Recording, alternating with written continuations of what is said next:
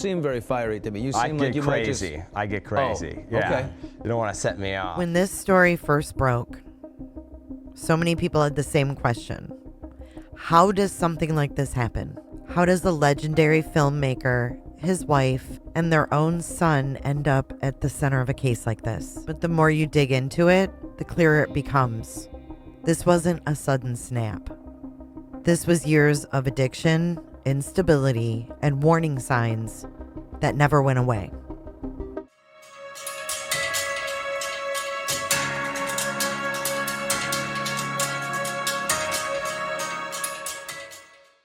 Rob Reiner wasn't just a famous director, he was a very involved father. Over the years, he spoke openly about how important his family was to him. Michele Singer Reiner was equally hands-on. Friends described her as deeply protective of her children. This wasn't a broken home. This wasn't neglect. This was a family that was present and still struggling. And that's important because it immediately changes the idea that this tragedy came out of nowhere. Nick Reiner's substance abuse issues were serious and long-running. This wasn't occasional use. This was addiction that repeatedly disrupted his life. Rehab attempts, relapses, and long periods of instability. At one point, Nick even experienced homelessness. And that detail stops a lot of people in their tracks because it shows how severe things had become. Addiction doesn't care about money, fame, or resources. This was an ongoing crisis, not a hidden one. In 2015, Rob Reiner directed Being Charlie, a movie Nick helped write. The film follows a young man spiraling through addiction, rehab, relapse, and chaos. At the time, people called it raw and honest. Looking back now, it feels like something else entirely. A warning sign that the struggle never really ended. Nick later acknowledged the story was loosely based on his own life. That matters because it tells us this wasn't denial. This was a family trying to confront reality head on. Or so it seems. You don't seem very fiery to me. You seem like you might just... I get crazy. Oh, Yeah. okay. You don't want to set me off. Yeah. Were you ever worried that that Nick could shine poorly on your career or something like that? No. That never crossed my mind. I mean, you know, he's my son. I love him. It doesn't matter. He's more important than anything that could happen to me. I just felt he could go deeper. He could go deeper with it. I mean, it was funny, but I felt the subject matter, should allow him to go deeper with it. Yeah, well, that wasn't said at the time. It was sort of just like, hey, this is trash. But anyways, we went along, and 4 years went by, and then I met up with Matt for a bagel in New York City, and we were like, what about that old script that we were, maybe there was some good stuff in there. And we went in, and we looked at one page, and we were like, this is terrible. And then, I just sort of wrote a new pilot, then got around to him saying, would you like to make a movie out of this? And we were like, we don't know how to do that. And then we just tried to do it. Was it cathartic in a way to revisit the journey? Yeah, of course. Yeah, I mean, we went through a lot. I mean, we didn't do it to be cathartic, but it turned out that that's what happened. I mean, it forced me to understand a lot more of what Nick was going through, and I think it forced him to see what I was going through, and that brought us closer together. And during the process of working on the film, it took about a year just working on the script. The first draft they wrote was like 190 pages. They had thrown everything in that they had gone through. Manifesto. Yeah, and as we shaped it and changed it, the whole process brought us closer together because we started understanding each other a little bit better. What worked for you that mom and dad did and what didn't? You know, everything, what worked is when they kind of were like, you know what, they turned their back and they're like, you got to figure it out for yourself. You're an adult now, this is getting old, sort of, not like we don't care, but just I don't know. On top of addiction, there are now reports and court-related discussions suggesting that Nick was also dealing with serious mental health issues. When substance abuse and mental illness overlap, things can escalate very fast.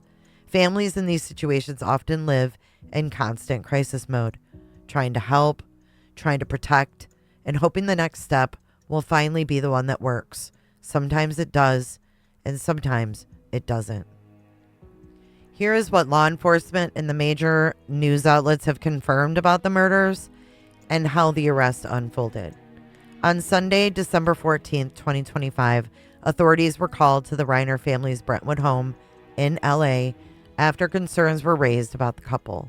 Inside, Rob Reiner, 78, and his wife Michele, 70, were found dead with multiple sharp force injuries, consistent with stab wounds, according to the Los Angeles County Medical Examiner. Their youngest daughter, Romy Reiner, discovered her father's body in the home's master bedroom, and then learned that her mother was also deceased. Law enforcement quickly treated the deaths as a homicide and began investigating. Investigators have said the couple was killed with a knife, and prosecutors later charged their son, Nick Reiner, 32, with 2 counts of first-degree murder with special circumstances, including multiple murders and use of a deadly weapon, enhancements that could lead to a harsher sentence if he is convicted. Nick was arrested later that same day. Police took him into custody in the Exposition Park area near the University of Southern California in Los Angeles. This was hours after first responders found his parents' bodies. Officials said he was arrested without incident, meaning he did not resist at the time of his arrest.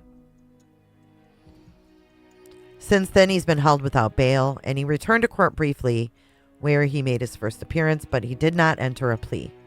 His arraignment has been postponed until January 7th, 2026, mainly due to ongoing medical and legal procedures.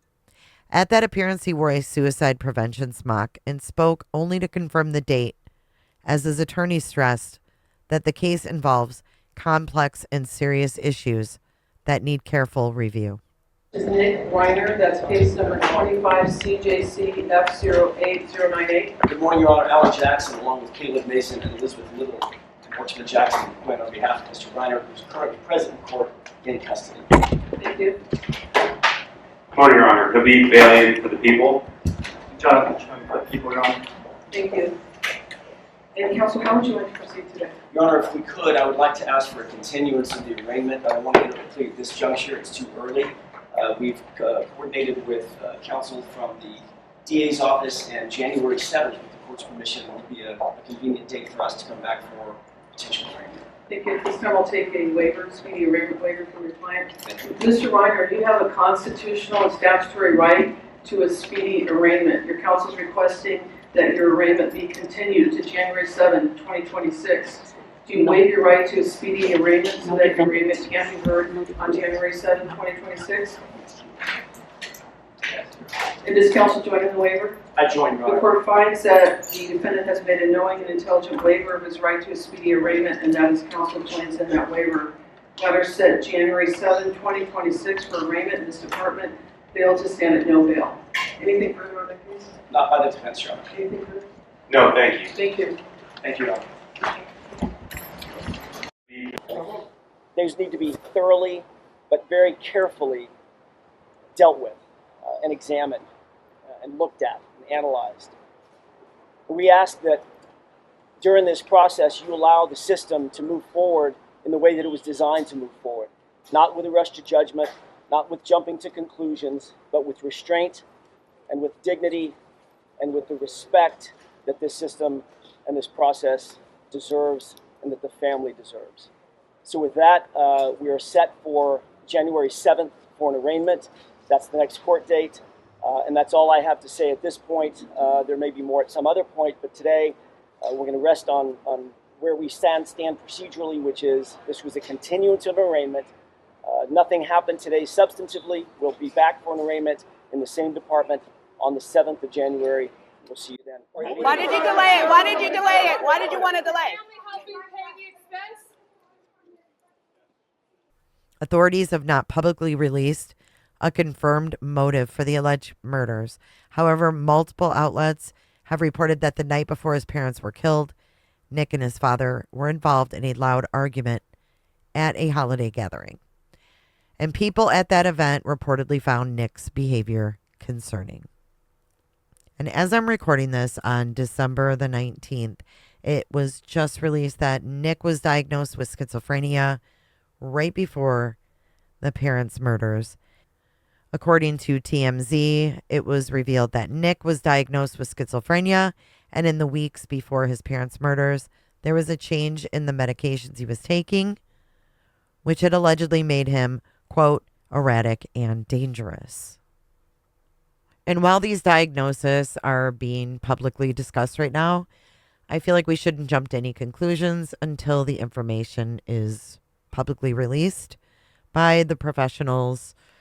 And as more verified details come out, we'll continue focusing on what is documented, what's confirmed, and what it tells us about this situation. If you would like updates as this case moves forward, make sure you're subscribed and keep the conversation respectful in the comment section below. You know I always love what you guys have to say. Thank you for watching this video. Make sure you give it a thumbs up, subscribe for more, and I will see you guys in the next one. Stay safe.